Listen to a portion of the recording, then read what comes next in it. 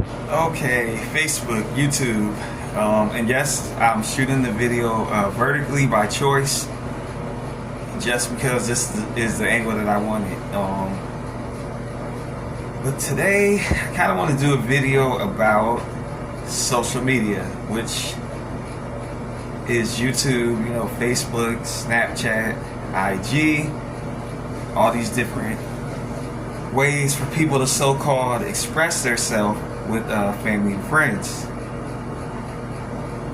/ associates, because you're not going to realize that most people who that you say are your friends, especially on social media, these are people that are not really truly your friends. They're more so associates.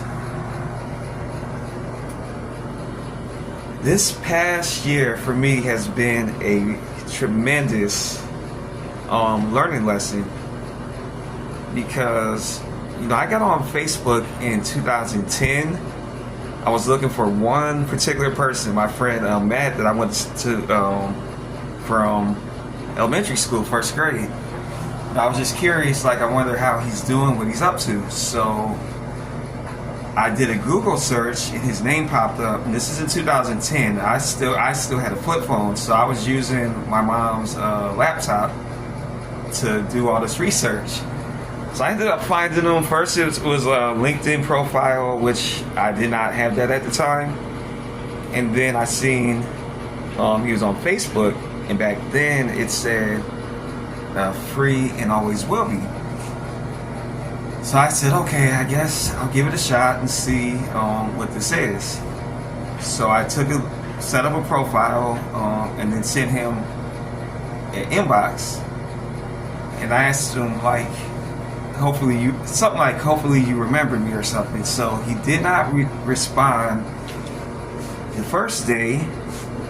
Probably was 2 or 3 days later, because it wasn't an instant reaction. But when I ended up checking, it was lit up in 3 dots. 1, he had accepted my request. 2, he had liked my first picture. And then 3, he said inbox and said, of course I remember you. So when he responded, it was just cool, because you gotta remember, I graduated in 1999 and this is 2010, almost 11 years later. So when I found him, it just felt cool to see someone I knew almost my whole life, what he was doing, what he's up to. So it was a beautiful thing, and it was just cool at the time. It was magical, because once he accepted my request, next thing I knew,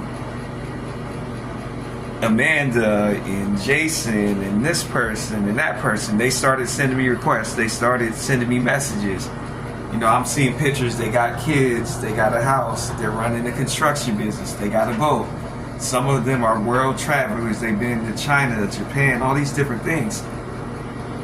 And initially, that was a beautiful thing, to be able to see these things about people that you love and care for.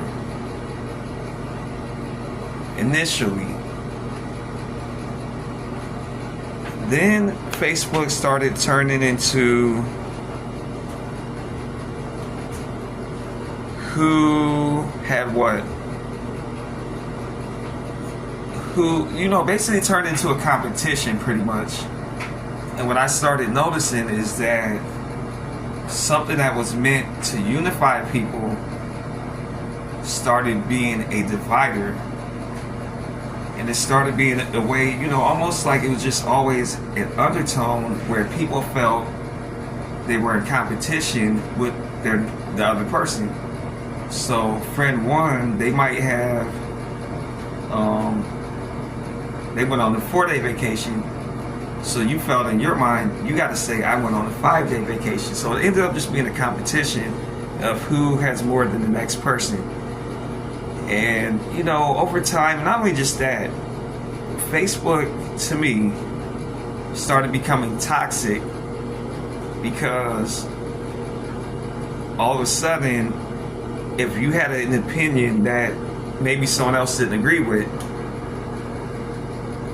you become the proverbial bad guy. And all it took was for one or two people to put their thumbs up, and all of a sudden you don't have a voice anymore, because people have supposedly said that how you're thinking is wrong. So I think social media has made it where people do not think as individuals no more. People think as a group. And if you happen to be the one or two that has a different opinion, you're automatically the bad guy. And I think that has carried across now into everyday life, where people are afraid to be individuals. And that started becoming toxic to me. And then you start seeing how people are not truly for you. Because when I first got on Facebook, I was not really at my best as a person. I mean, I was a happy person in a way, but there was a lot of struggle, internal struggle, definitely financial struggling, spiritually struggling for sure, socially struggling, things like that. But when I was at that state, I noticed this was when I had 1,000 people, I had 2,000 people, I had almost 3,000, so-called friends. And what I started seeing is that as I started moving away from being a person that's struggling, now you start seeing or hearing, little comments that people make of you not being who you once were, that you're changing, that you think you're better, things like that. So it's like people expect you to dumb yourself down for the sake of social media. So when you get to the point where you're no longer doing that, now they're saying that you're arrogant, or you take too many pictures. Like, who do you think you are? And they're not realizing. See, the thing about social media is that you have to remember that is a person expressing their self. So they're never necessarily saying that, like me, for example, like this video right here. This is what I'm thinking. Nobody else has to agree with it. So when the video comes out, it's not coming out so 100 people could give me a thumbs up. I don't care if nobody gives me a thumbs up, because I'm sharing how I feel. And this is how people end up losing friendships on Facebook, because they might talk about who they voted for president. They'll say what they think about the latest police shooting. They'll say what they think about climate change, their opinion on abortion. And they might say it on social media, and all it takes is for one person to thumb it down or say that's not how I think, and then one other person comes behind him and says the same thing, and now you have all of Facebook, you have Twitter, TikTok, making you the bad guy for having your own opinion. So that's why for temporarily I've actually deactivated my Facebook. It's been gone about almost 2 months. And eventually I may get back to it. Maybe I won't, because I've been enjoying this little bit of time outside of Facebook, where I'm living my life, on a day-to-day basis, according to what is in front of these two eyes. Not this person over here, that person over here, this person back here. No insult, but I could care less about it, because it was not feeding my soul anymore, okay? Like when I first got on Facebook, I was excited to see what all my friends were associates. A lot of them were not friends. But it was cool to see where a lot of them had ended up in life. Because I'm not a hater. I'm genuinely happy to see people do well in life. So it was initially a beautiful thing, but like I say, it started turning into this competition. And it even, I'll tell you, like even driving, and I was talking to a friend, that's how I know I'm not crazy, because he said the same thing. Social media has even changed how people drive their cars, because what it has done is created this mindset of narcissism, of me, I, me. So people think the whole world revolves around them. Or if they don't think that, they don't want to see nobody do equal or better. And this is the classic example. You know, everyone knows I'm a professional CDL driver. So you'll be driving, okay? The car will be doing 50 miles per hour. You're sitting behind it for almost 30 minutes. You're watching it. That's the speed they're going. So when you finally decide, hey, I guess I'm going to go ahead and go around these people, the strangest thing starts to happen.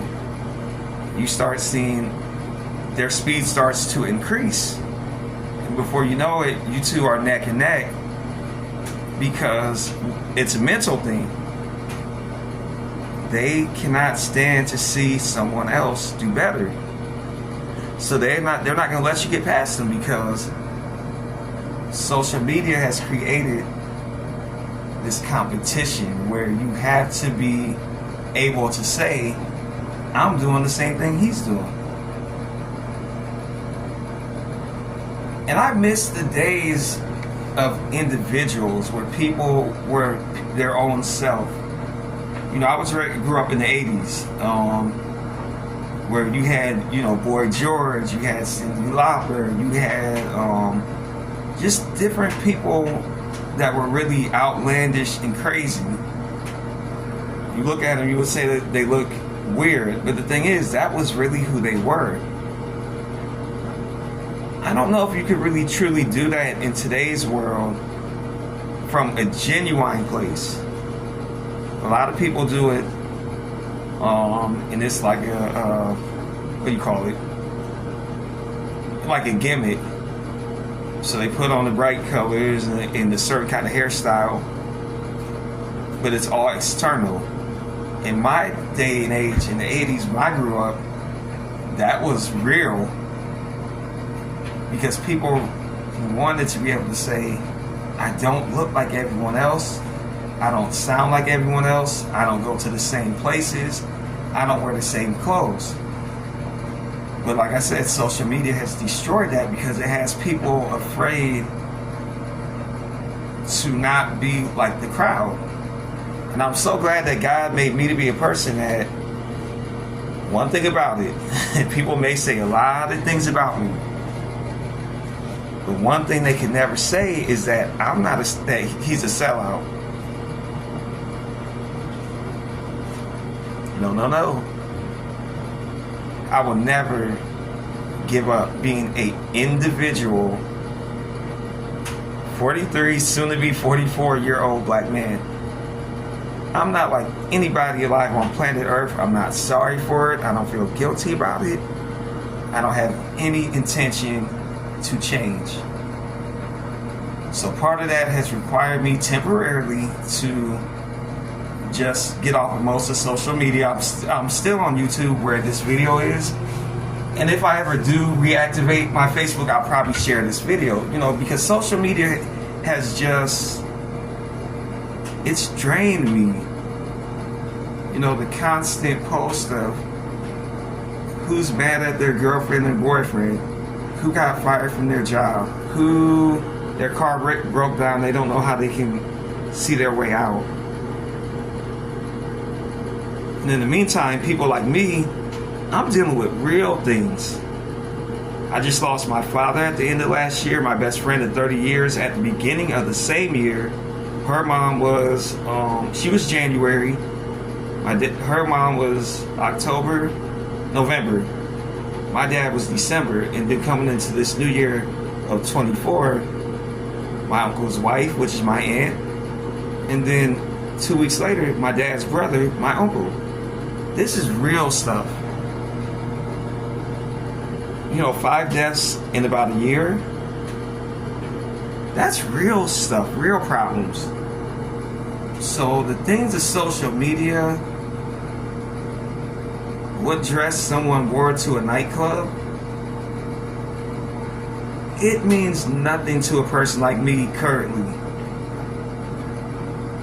And don't get me wrong, because I used to be one of those people. I posted when I ate breakfast, when I ate dinner, when I went out to the grocery store, someone looked at me in the grocery store. I was one of those people. I've had to learn to, what am I doing all that for? I'm gonna give you one more example and then try to get off of here. When I first got in the truck and I posted most of my, my first deliveries, I'd shot videos. I did YouTube videos talking about my journey in the trucking industry, okay? Now, mind you, I have 800 followers on Facebook, on YouTube.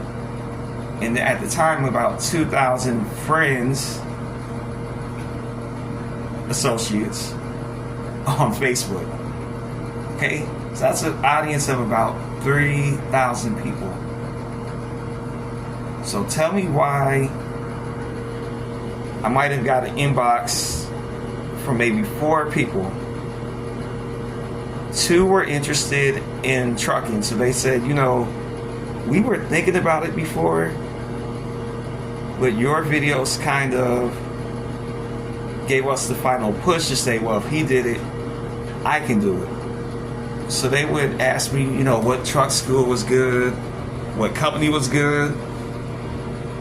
Some of them would call me when they had issues in the actual school, and I would tell them what I knew. Okay, that's 2. One other person from my old job, they ended up leaving a year after I did. And they said that I did motivate them by sharing all my posts of my lifestyle change. Led them to see, like, hey, I don't gotta be stuck being complacent. I can do something different. And then one other person recently came to me and said that when I did my short year in city transit, which I documented it on YouTube, that it kind of led him into that industry himself. The point of me saying that, out of hundreds of pictures that I would share, hundreds of videos, posts talking about sleeping in my truck, what it feels like in truck school, it was probably seen by thousands of people, and only 4 said it made an impact. So the point that I'm trying to get, we make all these videos and these posts, and we have a huge audience, but what kind of difference are we really making? See, I'm not one for small talk. I'm a person that if I'm not making progress, what am I here for? Which is how I felt on Facebook, and why I temporarily got off of it. Because I wasn't seeing where the progress was. I wasn't seeing a change. I wasn't seeing someone's life be improved. So I'm like, there's no purpose for me. The small talk of what people are saying and who their boyfriend is, who their girlfriend is, who they want to fight the next time they see them, all these things, that has no importance to a person like me. So, like I say, social media drained me literally and figuratively. I just could not do it no more. And I had to take myself out of that equation. And when I do come back, it's going to be a whole lot less. I'm a picture fanatic. I ain't gonna lie, I love taking pictures.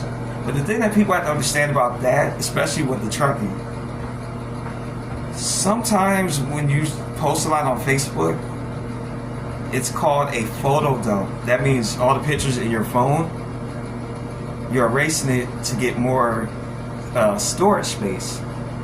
So when people see you sharing a whole bunch of pictures, they just, once again, narcissism. They want it to be about them. If I share 100 pictures, who said I'm not doing a photo dump and I just want to make sure they're saved in more than one place? Did that ever come to anybody's mind? But like I said, that social media mindset, people just have to feel that it's always about them, and it's not. I documented my first year in trucking, so when I look back on it 40 years later, this is something I can see my growth. So someone else who's on my page, now I sound like a narcissist my own self, but someone who's on my page, even if you could see it and you can hear the videos and all this stuff, I didn't do it for you. I'm doing it for myself. I'm doing it for my family. Because, you know, I live in Florida and my family's in Ohio. So I did overdo it. I'm not going to lie. I overdid it. But it was never about you. The second you decide that I'm saying something you don't agree with, if you're so immature that you, and that's the whole other thing, I can't forget that. We've become a society where, well, I kind of mentioned it, free thought is a thing of the past almost. It's like if you make a post and two other people make a different one, it's automatically assumed that the two are right and you're wrong. I can't live that way.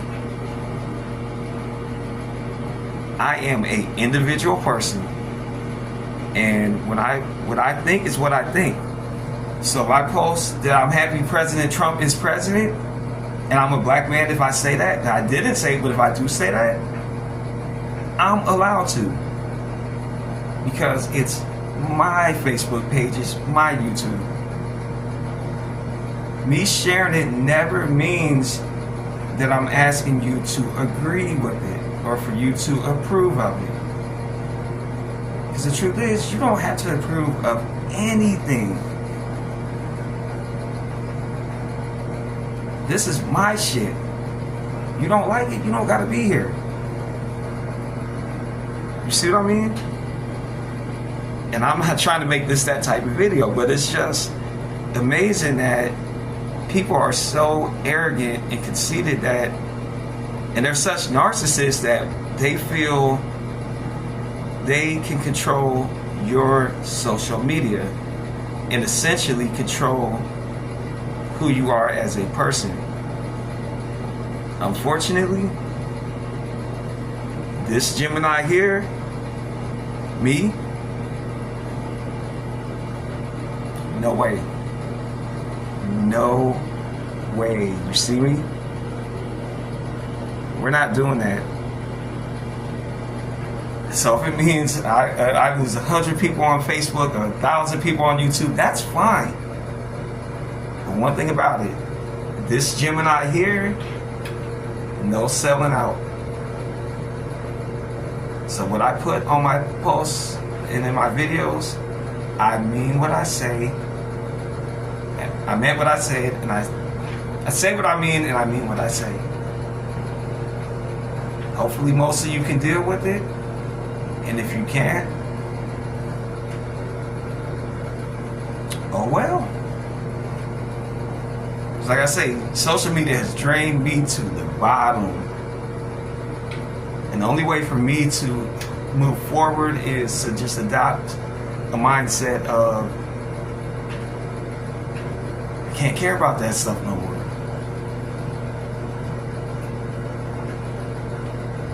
So I'm focusing on me, myself, and I. Social media, I can care less. I truly can. It means nothing to me.